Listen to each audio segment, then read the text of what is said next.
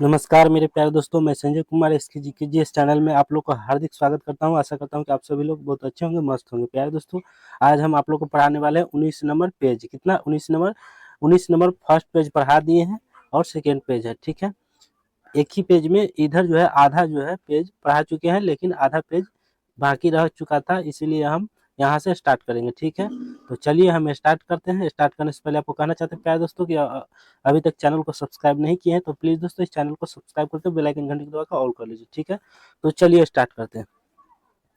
पहला क्वेश्चन है, चोल की राजधानी क्या है? चोल की राजधानी उराय क्या है? उरायूर। उरायूर है तथा तंजावुर है। चोल की राजधानी कहाँ है? तो उरायूर है तथा तंजावुर बनी है। ठीक है, करिकाल क्या है? करिकाल चोल शासकों में सबसे महान शासक था। इसका शाब्दिक अर्थ है जले हुए पैरों वाला। क्या है? करिकाल चोल शासकों में, करिकाल चोल शासकों में सबसे महान शासक था।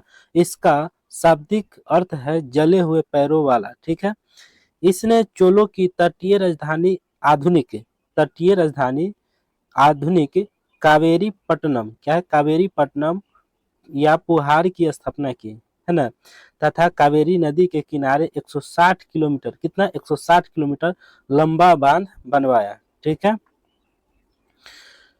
कारिकाल को पेरू नानू क्या है? पेरू नानुन पादे क्या है? पेरू नानुन पादे ग्रंथ में संगीत के सप्त स्वरों को विशेषज्ञ बताया गया है। ठीक है, करिकाल वैदिक धर्म अनुयायी था।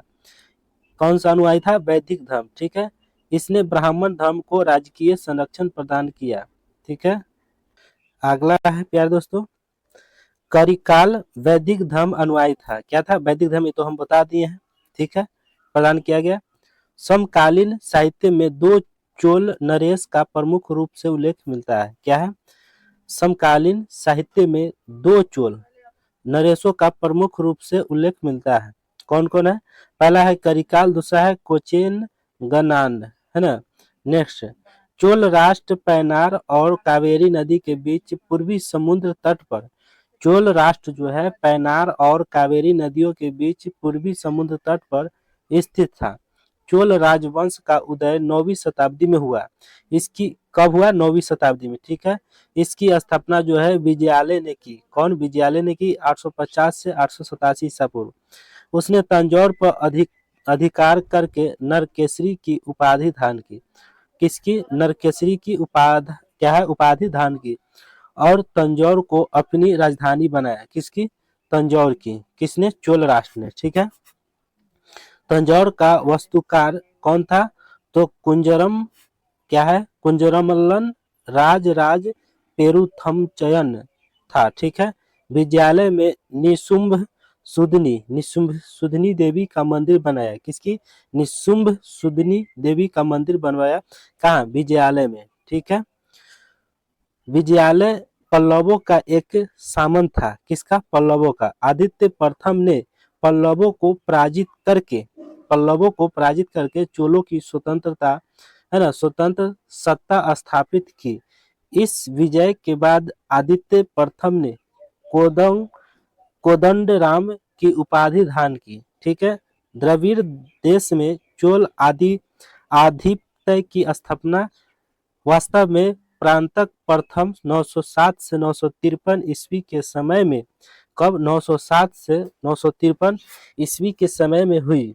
949 ईस्वी में राष्ट्रकूट नरेश कृष्ण तृतीय ने पश्चिम गंगों की सहायता से चोलों पर आक्रमण कर दिया और तोककोलम युद्ध में, कहा? तोककोलम युद्ध में चोल बुरी तरह पराजित हुआ। चोल जो है तोककोलम युद्ध में चोल जो है पूरी तरह जो है पराजित हुआ। ठीक है, साम्राज्य का उत्तरी भाग राष्ट्रकूट साम्राज्य, कहाँ? राष्ट्रकूट साम्राज्य में मिल गया। ठीक है, कहाँ? राष्ट्रकूट साम्राज्य में मिल गया। ठीक है, नेक्स्ट, राजेंद्र प्रथम, राजेंद्र प्रथम 985 ईस्वी के राज्यारोहण के समय चोल इतिहास की महानता का युग प्रारंभ हुआ। ठीक है, राज प्रथम या राजेंद्र प्रथम ने श्रीलंका के उत्तरी भाग पर, कहा? उत्तरी भाग पर अधिकार करके उससे चोल साम्राज्य का एक नया प्रांत बनाया। कौन? तो राजराज प्रथम ने। ठीक।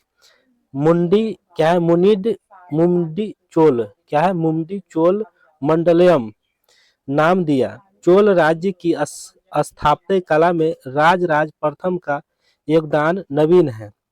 तंजौर में उसके द्वारा बृहदेश्वर या राजराजेश्वर मंदिर का निर्माण करवाया, है ना। तंजौर में उसके द्वारा, किसके द्वारा, है ना, चोल के द्वारा, तंजौर में उसके द्वारा जो है बृहदेश्वर या राजेश्वर मंदिर का निर्माण करवाया। ठीक है।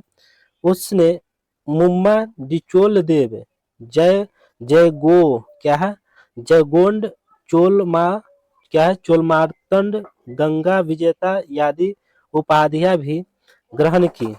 राजराज प्रथम ने स्थानीय स्तर पर स्वशासन की व्यवस्था आरंभ की। किसकी? स्वशासन की व्यवस्था आरंभ की। ठीक है। नेक्स्ट, राजराज प्रथम की मृत्यु के बाद उसका योगतम क्या है, योगतम पुत्र राजेंद्र प्रथम सम्राट बना। क्या बना? सम्राट बना। राजेंद्र प्रथम सबसे पहला भारतीय शासक था। भारतीय सबसे पहला शासक कौन था? राजेंद्र प्रथम, जिसने अरब सागर पर अपनी प्रभुता कायम की। चोल शासक द्वारा यह पश्चिम का प्रथम अभियान था। चोल शासक द्वारा पश्चिम का क्या है दोस्तों? चोल शासक द्वारा यह पश्चिम का प्रथम अभियान था। ठीक है। उत्तर में उसने बंगाल के पाल शासक महिपाल को पराजित किया। उत्तर में जो है चोल शासकों ने बंगाल के पाल शासक को महिपाल को पराजित किया। इस गंगा घाटी के अभियान की सफलता पर राजेंद्र ने या गंगकोंड चोल क्या है, गंगकोंड चोल की उपाधि धारण की। ठीक है। इसके उपलक्ष्य में उसने गंगकोंड चोलपुरम नामक नई राजधानी की स्थापना की। ठीक है। नेक्स्ट, इस राजधानी के पास में सिंचाई के लिए चोलगंगम नामक विशाल तालाब का निर्माण करवाया, है ना। नेक्स्ट,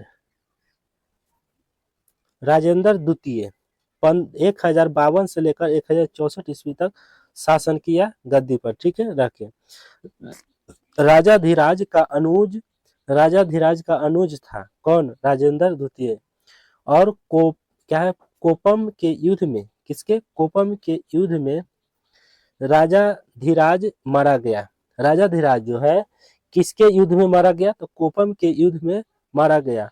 और उसने इसी युद्ध क्षेत्र में कल्याणी के चालुक्य को पराजित करके युद्ध क्षेत्र में ही अपना राज्याभिषेक कराया। क्या कराया? राज्याभिषेक कराया। ठीक है। राजेंद्र द्वितीय ने 1062 ईस्वी में सोमेश्वर को पराजित किया। राजेंद्र द्वितीय ने 1062 ईस्वी में क्या किया? सोमेश्वर को पराजित किया। ठीक है। अपने विजय स्तंभ कोल्हापुर में, कहा? कोल्हापुर में स्थापित किया। कोलोत्तंग द्वितीय ने चिदम्बरम मंदिर में, कहा? चिदम्बरम मंदिर में स्थित गोविंद राज या विष्णु भगवान को मूर्ति को समुद्र में फेंकवा दिया, है ना। कालांतर में वैष्णव आचार्य रामानुजाचार्य ने उक्त मूर्ति का पुनरुद्धार किया और उस तिरुपति के मंदिर में प्राण प्रतिष्ठा किया। ठीक है। नेक्स्ट, कुलोत्तंग तृतीय चोल वंश का अंतिम महान शासक था। ठीक है। किंतु इस वंश का अंतिम शासक राजेंद्र तृतीय था। ठीक है। समाज में सरकारी अधिकारी का एक अलग वर्ग था। 2 श्रेणियों में विभक्त था। कितने? 2 श्रेणियों में विभक्त था। ठीक है। इनमें ऊपरी श्रेणी था पेरुनमदम, क्या था? पेरुनमदम, तथा निम्न अस्त श्रेणी था सिरुदनम कहलाती थी। ठीक है। सरकारी पद वंशानुगत होते थे। कैसा? वंशानुगत होते थे। राज्य के उच्च अधिकारियों मंत्रियों को उदन कुट्टम कहा जाता था, जो सदैव राजा के पास रहने वाला अधिकारी होता था। ठीक है। विशाल चोल साम्राज्य 6 प्रांतों में विभक्त था, है ना, या विभाजित था। प्रांत को मंडलम कहा जाता था। क्या प्रांत को क्या कहते थे? तो मंडलम कहते थे। ठीक है। चोल साम्राज्य की प्रशासनिक इकाइयां राज्य, मंडल, वलनाड, नाड, नाडु, कुरम या कोट्टम, बड़े शहर या गांव स्वयं एक अलग कुर्रम बन गया। क्या हो गया? कुर्रम बन जाते थे। ठीक है। और तनियूर या तंक्यूरम कहलाते थे। तनियूर तथा तंक्यूरम कहलाते थे। ठीक है। नाडु की स्थानीय संभा नाडु की स्थानीय सभा को नटार तथा व्यापारिक संघ की सभा को नगर टार, क्या है, नगर टार या नगरम कहते थे। केंद्रीय सरकार की देखरेख में बल्लाल, क्या है, बल्लाल जाति के धनी किसानों को नाडु के कामकाज में अच्छा खासा नियंत्रण हासिल था। ठीक है। उनमें से कई धनी भूस्वामियों, क्या है, भूस्वामियों को चोल राजाओं के सम्मान के रूप में मुवेद वेलन, ठीक है, मुवेद वेलन, तीन राजाओं, क्या है, तीन राजाओं को अपनी सेवाओं प्रदान करने वाला वेलन या किसान, अरैयार, प्रधान जैसी उपाधियों थी। उन्हें केंद्र में महत्वपूर्ण राजकीय पद सौंपे। ठीक है। और एक सामान्य प्रकार की सर्वसाधारण लोगों का ग्राम सभा थी, जिसमें ग्राम, पुर या नगर दोनों सम्मिलित थे। ग्राम, पुर या नगर दोनों क्या थे? सम्मिलित थे। उर का शाब्दिक अर्थ पुर है। उर का शाब्दिक अर्थ क्या होता है? पुर होता है। ठीक है। इसकी कार्यकारिणी समिति करती थी, जिससे वारियम कहा जाता था। सामान्यतः वारियम के सदस्यों की कार्य अवधि 3 वर्ष की होती थी, है ना। वारियम के कार्यकर्ता की जो है अवधि जो है 3 वर्षों की होती थी। महासभा को पेरुंगुरी, क्या है, पेरुंगुरी, इसके सदस्यों को पेरुमकल तथा समिति के सदस्यों को, किसके? समिति के सदस्यों को वारिय, क्या है, वारिय पेरुमकल कहा जाता था। क्या कहा जाता था?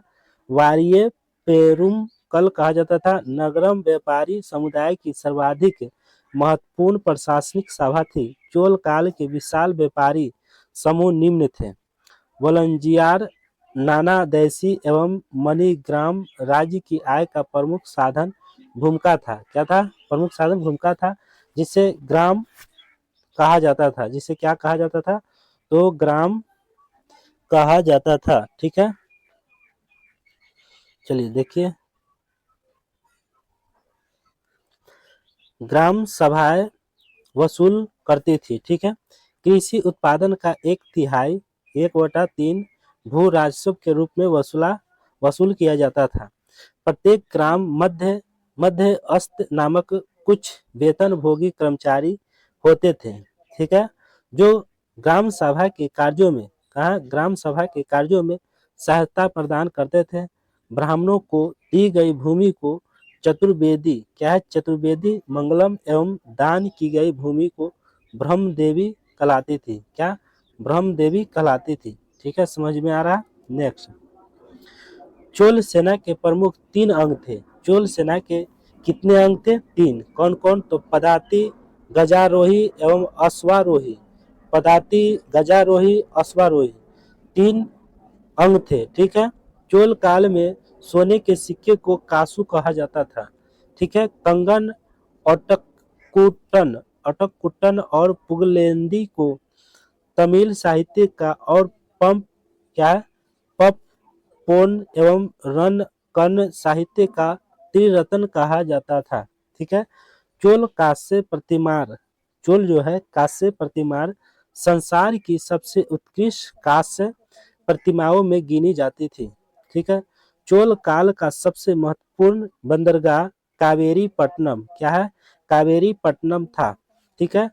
चोल काल का सबसे महत्वपूर्ण बंदरगाह कावेरी पट्टनम था। ठीक है। नेक्स्ट, चोल सम्राट प्रांतक प्रथम के शासन चोल सम्राट प्रांतक प्रथम के शासन के 12वें से 14वें वर्ष के प्रसिद्ध उत्तम, क्या है, उत्मेरुर अभिलेखों के चोल कालीन स्थानीय स्वशासन एवं ग्राम प्रशासन व्यवस्था का समग्र चित्रण उपलब्ध होता है। चोलों की राजाओं कालक्रम के अनुसार थी। चोलों के राजाओं जो थे वो कालक्रम के अनुसार थी। उरायूर, ठीक है, तंजौर, गंगकोड, चोलपुरम एवं कांची के थे। ठीक है, चोल कालीन स्थापत्य कला का सर्वश्रेष्ठ नमूना भगवान नटराज की मूर्ति है। यह चिदम्बरम तमिलनाडु में स्थित है। ठीक है, और यह कांसे की बनी हुई थी। ये मूर्ति जो थे नटराज की वो कांसे की मूर्ति बने हुए थे। ठीक है, बृहदेश्वर एवं राजेश्वर मंदिर तंजौर में स्थित है। बृहदेश्वर एवं राजेश्वर मंदिर कहाँ स्थित है? तो तंजौर में स्थित है। ठीक है, विश्व को समर्पित है। ये जो है विश्व को समर्पित है। पर्सी ब्राउन में तंजौर के बृहदेश्वर मंदिर के विमान को जो है भारतीय वास्तुकला का निष्कर्ष माना है। भारतीय वास्तुकला का निष्कर्ष माना है। चोल कालीन नटराज प्रतिमा को चोल कला का सांस्कृतिक सार कहा जाता है। ठीक है, चोल द्रविड़ शैली की मुख्य विशेषता विमान है। वेसर श्रेणी में नागर और द्रविड़ शैली का मिश्रण रूप है। ठीक है, चोल मंदिर निर्माण कला की मुख्य विशेषताएं भी वर्गाकार एवं ऊंचे विमान मंडप, गोपुरम, कल्यापुरम स्तंभों से युक्त बृहत्सदन आदि हैं। ठीक है, नेक्स्ट